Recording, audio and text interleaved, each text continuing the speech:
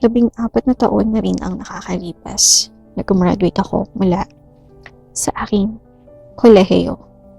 Nagkaroon ng degree bilang isang registered nurse. Sa kabila ng 14 na taon, marami din akong natutunan. Kaya ngayong araw, share ko sa inyo ang aking top 3 career life lessons I have learned.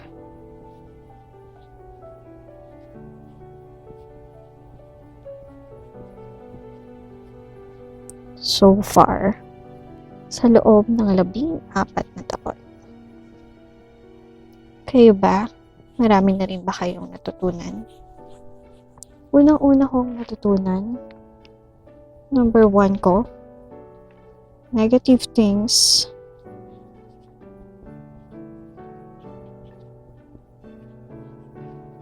can turn positive.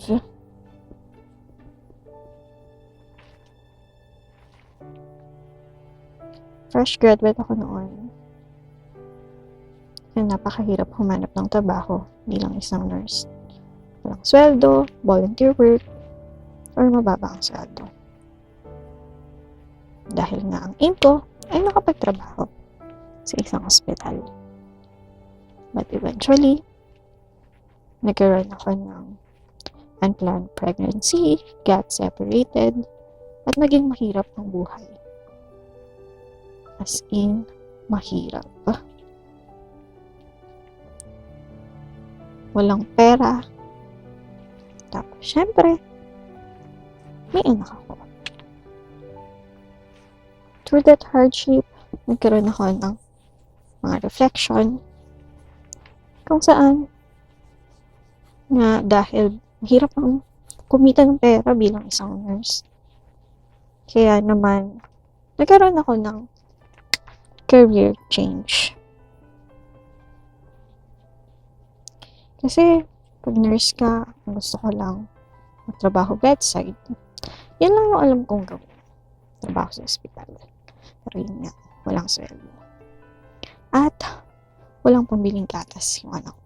Napakahirap, di ba? Kaya nagkaroon ako ng career change.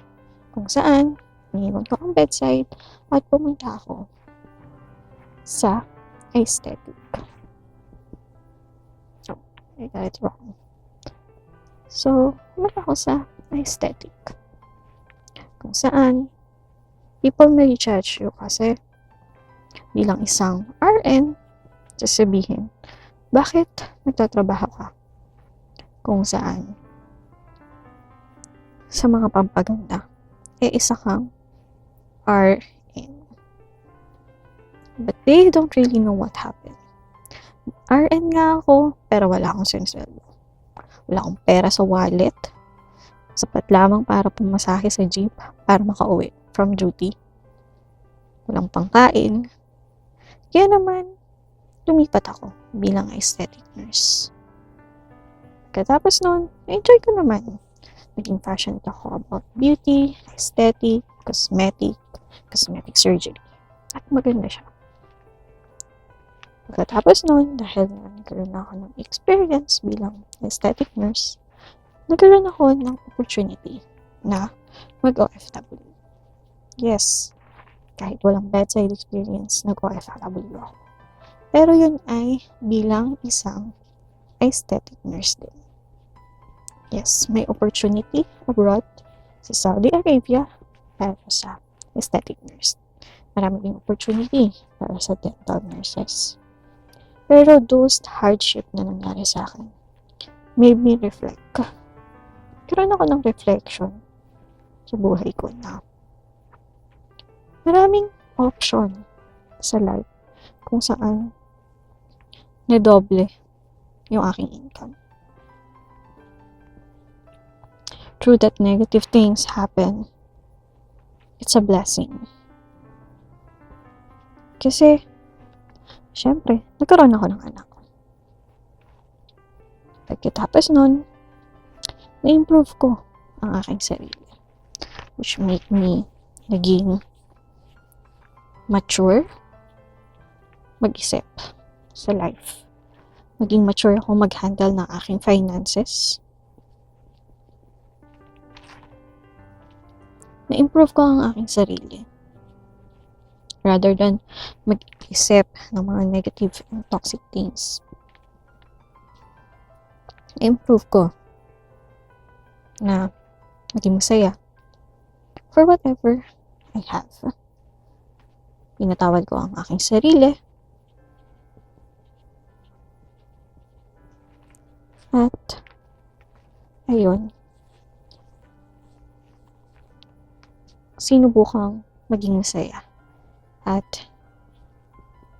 mabuhay ulit at ipagpatuloy ang aking mga pangarap. So, yun yung number 1 na kahit maraming negative na nangyari sa buhay, pwede pa rin maging positive ang life. At ang number 2 ko na natutunan, don't be afraid to change career path. Ayan. Kasi,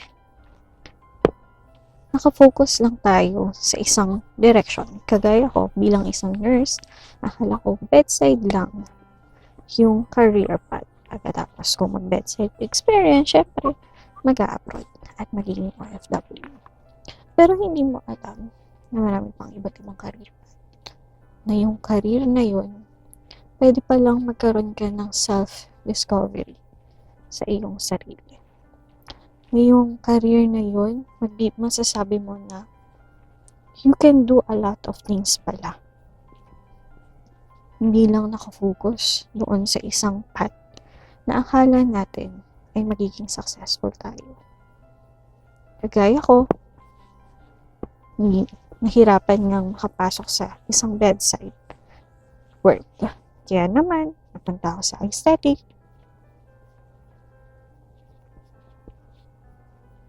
nurse. Hanggang sa, actually, naging public health nurse din ako. Pagkatapos, ngayon, sinong mag-aakala? Nasa corporate naman ako. Corporate BPO for healthcare. At hindi ko rin inisip na darating ako sa punto na magiging manager ako. At aakyat ako sa corporate ladder.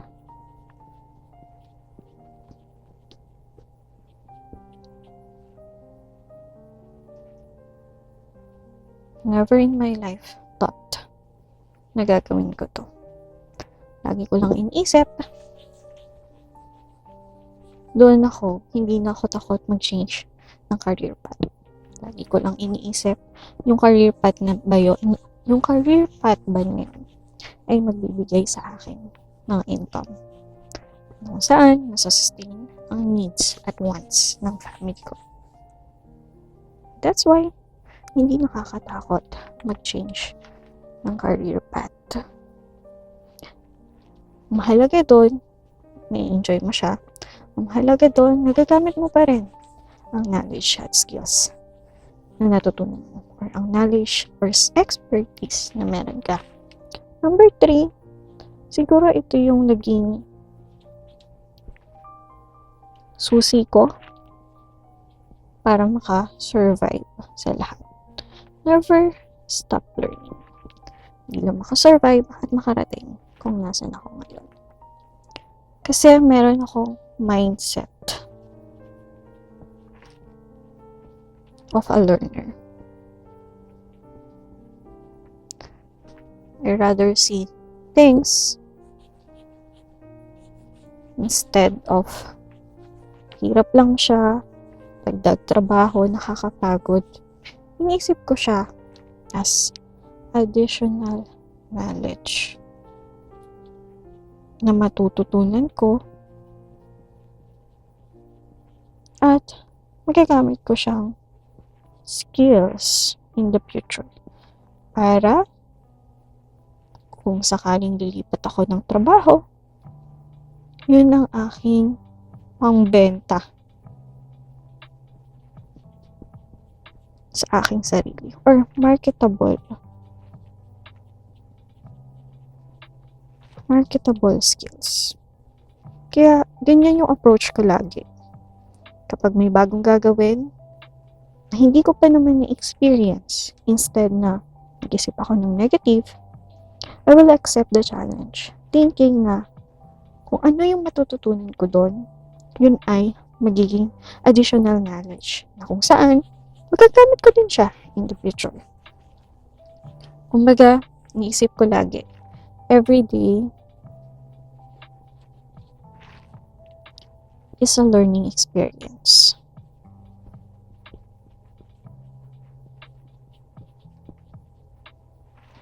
For me to grow sa kung saang industry man ako ngayon. Ito yung naging dahilan. Being a learner, ito yung naging dahilan para ma-survive ko ang lahat ng bagay, ang lahat ng challenges na pinagdaanan ko to reach my position as a manager. Pinagtyagan ko ang lahat ng bagay na matutunan. Siyempre, always have a mentor. Siyempre, being a learner, dapat may magaling kang mentor na mag-guide sa'yo para magawa mo at matutunan ang mga bagay-bagay sa industriya kung saan tayo nandoon. Kayo, ano ba ang top 3 career lessons na natutunan nyo right now sa buhay nyo? Hanggang dito na lang muna. I'll see you next time. Thank you for watching. Gracefully yours.